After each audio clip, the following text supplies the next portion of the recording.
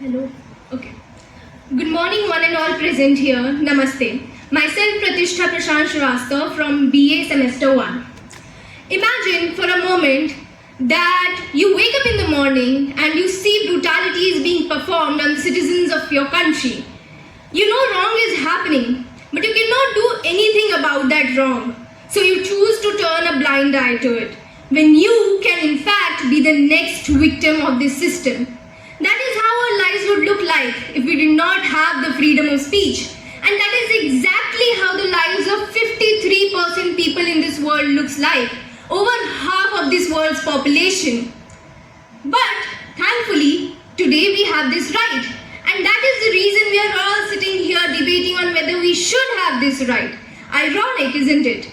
And let me tell you, all those countries where these rights are not given are, by the way, all essentially autocratic regimes. Like North Korea, like some of you said, or Turkmenistan, or Eritrea, all of them.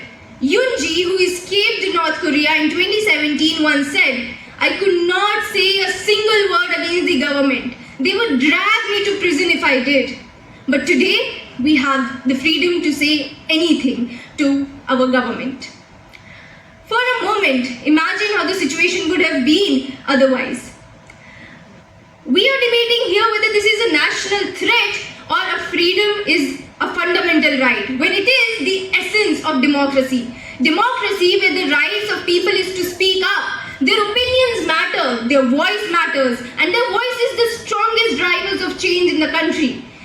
If they want, they can oppose a law. If they want, they can protest against the government. If they want, they can demand from their representatives.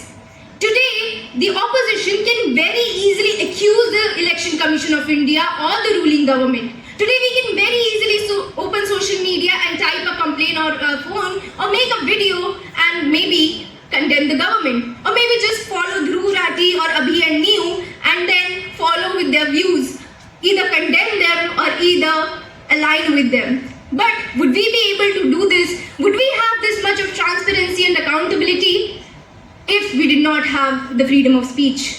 Well, no. Also, let's for a moment think, is this not a basic right?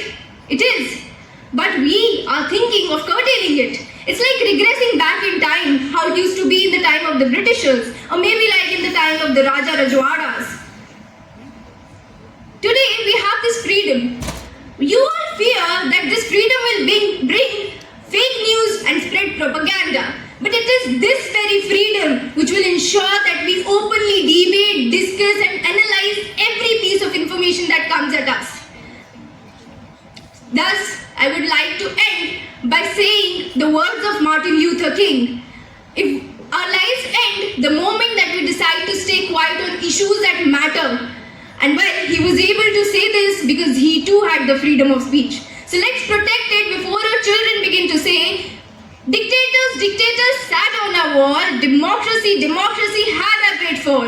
All the wise countrymen with locks on their speeches could not put democracy together again. But well, they'll not be able to say this because they will not be allowed to speak. Thank you.